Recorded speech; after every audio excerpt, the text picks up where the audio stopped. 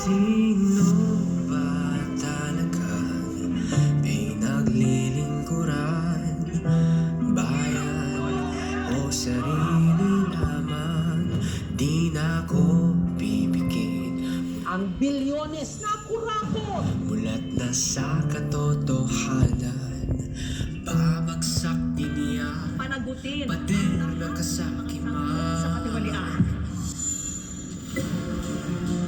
Sa mga nagdaang taon at nakalipas na administrasyon, ilang beses na nating naririnig ang mga kontrobersya ng katiwalian. Ngayon, muli na namang nahaharap ang bansa sa isang mabigat na iskandalo, ang flood control projects. Mga hayop itong mga tao, hindi tao itong mga tao. Hindi pala baha ang magpapalubog sa ating bayan, kundi kasakiman. Sa gitna ng lahat ng ito, may mga lugar na nakakaligtaan at napapabayaan.